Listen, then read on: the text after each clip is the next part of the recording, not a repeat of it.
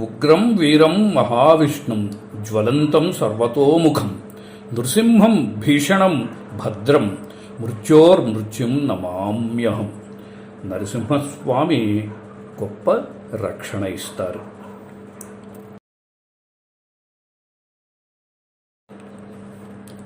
నమస్కారం. హైదరాబాద్కి 400 సంవత్సరాల చరిత్ర ఉందంటే అవునా అని అనుకున్నాం. కానీ మన నగరానికి 1600 సంవత్సరాల ఘన చరిత్ర ఉంది అంటే నమ్ముతారా అండి? చాలా ఆశ్చర్యంగా ఉంది కదా. ఏ ఆధారంతో మాట్లాడుతున్నాడు అని చెప్పి అనుకుంటున్నారు కదా మీరందరూ. మన చరిత్ర, మన సంస్కృతి తెలియజేసే పురాతన ఆలయాల కన్నా వేరే ఆధారాలు అసలు ఏముంటాయండి? ఉదాహరణకి టెంపుల్ ఆల్వాల్లోని అంటే ఓల్డ్ ఆల్వాల్లోని వెంకటేశ్వర స్వామి ఆలయం 400 సంవత్సరాల నాటిదని, ఆ ఆల్వార్ పేరు మీదే అది ఆల్వాల్గా మారిందని, అక్కడ అప్పట్లో బందిపోట్లు ఉండేవాళ్ళని అంటే మీరెవ్వరూ నమ్మరు. 1820లో ఇప్పటి ఆలయాన్ని నిర్మించారని, దానికి ముందు చాలా చిన్న గుడి ఉండేదన్న విషయం అసలు తెలుసా అండి? అప్పట్లో తిరుపతి నుంచి ఒక సాధువు వెంకటేశ్వర స్వామి విగ్రహాన్ని చేతిలో పట్టుకుని తిరుపతి నుంచి కాశీకి యాత్ర చేసేవారు. ఆ యాత్ర చేసే సమయంలో విశ్రమించటానికి ఆయన ఇక్కడ ఆల్వాల్లో కొంతకాలం విశ్రమిస్తూ ఉండేవారు. అప్పటి ప్రధానమంత్రి, నిజాం దగ్గర పనిచేస్తున్న ప్రధానమంత్రి కోరిక మీద ఆ విగ్రహాన్ని అక్కడే ప్రతిష్ఠించారు. అదే ఇప్పుడు మనం చూస్తున్న టెంపుల్ ఆల్వాల్లోని వెంకటేశ్వర స్వామి విగ్రహం. అందుకే అప్పటి వాళ్ళు రాళ్ల మీద శిలా శాసనాలు చెక్కించేవాళ్ళు. ఆ కాలంలో రాజులు ఆలయ అభివృద్ధికి చేసిన భూదానాలు, ఇచ్చిన కానుకలు, ఏ సందర్భంలో ఏ రోజు ఇచ్చారో అన్న వివరాలు ఆ శాసనాల మీద ఉండేవి. ఈ శాసనాల ద్వారానే ఆ ఆలయం ఎప్పుడు నిర్మించబడింది, ఎవరి చేత నిర్మించబడింది అన్న చరిత్ర మనకి తెలిసేది. సరిగ్గా అలాంటి శాసనమే మన హైదరాబాద్కి 1600 సంవత్సరాల చరిత్ర ఉంది అనటానికి ఆధారమైంది.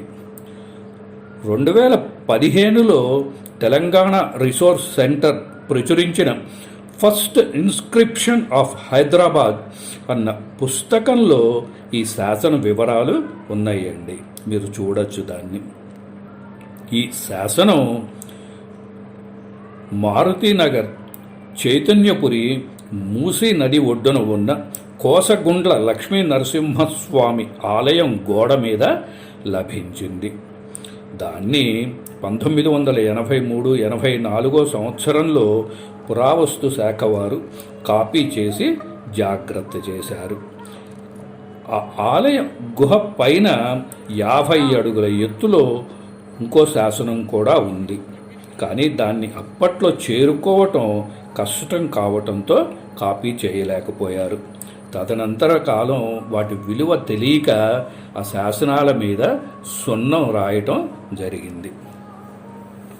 1980లోనే అక్కడికి చేరలేకపోయారు అని అంటే 1600 సంవత్సరాల క్రితం అంత ఎత్తులో ఎలా చెక్కారో కదండి. ఈ శాసనమే హైదరాబాదుకు సంబంధించిన మొదటి చారిత్రక ఆధారం.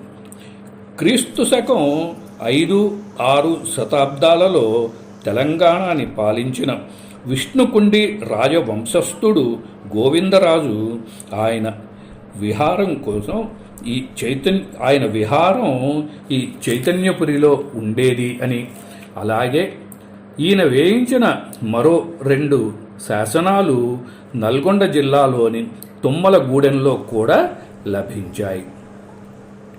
అలాగే ఈ విష్ణుకుండి మహారాజు వేయించిన శాసనాన్ని విజయవాడలోని ఉండవల్లి గుహలో మనం ఇప్పటికీ చూడవచ్చండి. అక్కడున్న విష్ణుమూర్తి ఆలయం ఈ విష్ణుకుండి మహారాజు స్థాపించిందే. పూర్వం ఈ ప్రాంతాన్ని పుడగిరి అంటే పుట్టకొండ అని అర్థం. దీన్ని పుడగిరి అని పిలువబడేదని, పాండవులు అని పిలువబడే గిరిజనులు ఇక్కడ నివసించేవారని ఈ శాసనం తెలియజేస్తోంది. ఇది 1951లో జరిగిన సంఘటన అండి.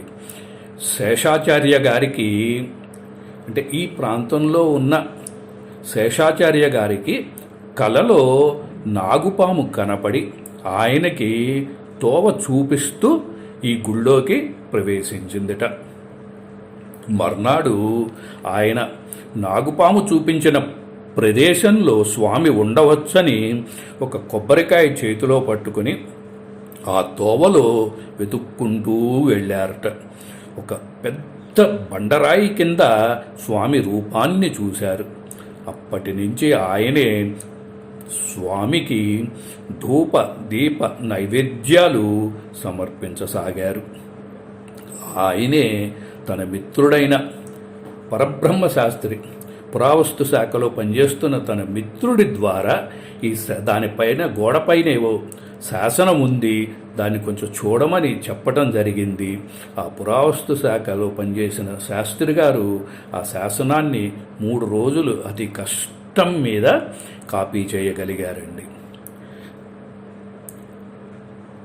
ఒక మనిషి కూడా పట్టే స్థలం లేని ఆ ప్రదేశాన్ని కొంచెం తొలిచి 2 లేక 3 నుంచునే స్థలాన్ని ఏర్పరిచారు. గుహలో సహజంగా ఏర్పడిన ఆలయం ఇది ఒక పెద్ద బండరాయి కింద ఉన్న గుహలో సహజంగా ఏర్పడిన గర్భాలయం. ఈ గర్భాలయం గోడ మీద శ్రీ నరసింహస్వామి దర్శనమిస్తారు. నేను ఈ ఆలయాన్ని 2001లోను 2002 సంవత్సరంలోనూ మొట్టమొదటిసారి దర్శించానండి. ఇప్పుడు ఉన్నట్టు ఉండేది కాదు ఈ ఆలయం. పైకి వెళ్ళటానికి అంత రాళ్ళు రప్పలు అట్లా ఉండేవన్నమాట. లోపలికి వెళ్తే ఎవ్వరు మనుషులు కూడా ఉండేవారు కాదు. ఒక అర్చకుడు ఒక ఆయన కూర్చుని ఉండేవాళ్ళు. వెళ్ళిన మనం 2-3 ఉండేవాళ్ళం. అప్పుడు గర్భగుడి అప్పుడు నేను చూసినప్పుడు 2002లో నేను చూసినప్పుడు ఎలా ఉందో ఇప్పటికీ కూడా అలాగే ఉందండి. 3 కంటే ఇంకో 4వ మనిషి పట్టరు అక్కడ. 4వ మనిషి వెళ్ళాలి అంటే ఆ 3 బయటకు వస్తే కానీ ఈయన లోపలికి వెళ్ళలేడనమాట. ఆ 4వ మనిషి వాళ్ళు వచ్చే వరకు వేచి ఉండాలి. అలా ఉంటుంది చిన్న గుహ. అది చాలా అద్భుతంగా ఉంటుందండి. పక్కనే ఉన్న రాతి మీద 5 పడగల ఫణీంద్రుడు దర్శనమిస్తాడు. పక్కనే ప్రవహిస్తున్న మూసీ నది మధ్యలో చిన్న శివాలయం ఉంటుంది. కొండ మీద గణపతి మందిరం, కొండ దిగువన ఉత్తరముఖంగా ఆంజనేయ స్వామి దర్శనమిస్తారు. ఉత్తర దిక్కు ధనవృద్ధికి సూచకం కదండి. అందుకే ఈ హనుమని సేవిస్తే సకల సంపదలు ప్రసాదిస్తాడని చెప్పి నమ్మకం. ముచికుంద మహర్షి ఈ గుహలో తపస్సు చేశాడు అని, అందుకే ఈ నదికి మూసి అని పేరొచ్చింది అని పెద్దల వచనం. స్వామి వెలసిన గుహ పైన బండరాయి పొడుగ్గా కోసదేరి ఉంటుంది. అందుకే అలాగే ఇక్కడ రాళ్ళు కూడా ఒకదాని మీద ఒకటి పేర్చినట్లు కొసదేరి ఉంటాయి. అందుకే కోసగుండ్ల అని పేరు.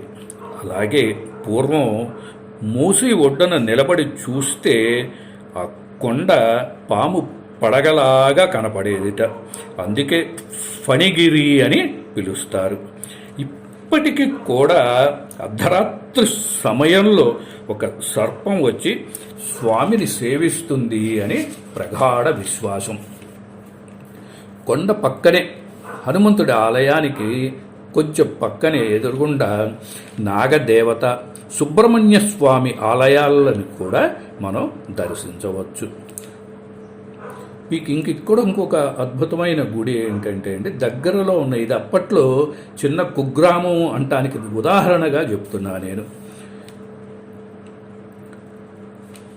దగ్గరలోనే ప్రసన్న మహాకాళి ఆలయం ఉంటుంది. ఆలయ బోర్డు మీద మీరు కొత్తపేట గ్రామం అని ఈ రోజుకి కూడా చూడవచ్చు. హైదరాబాద్ వాస్తవ్యులు తప్పకుండా దర్శించవలసిన ఆలయం ఈ కోసగుండ్ల లక్ష్మీ నరసింహస్వామి ఆలయం. ఆ ఆలయ సందర్శన తప్పకుండా ఒక మధురానుభూతిని మిగులుస్తుంది అనటంలో ఎటువంటి సందేహము లేదు. ఎందుకంటే ఈ రోజుకి కూడా ఒక చిన్న అడవిలోకి మనం వెళ్ళామా అన్న భావన కలిగి మనసంతా ప్రశాంతంగా ఉంటుందండి. మరొక కొత్త అంశంతో తదుపరి కార్యక్రమంలో మళ్ళీ మనం కలుసుకుందాము. సెలవు. స్వస్తి.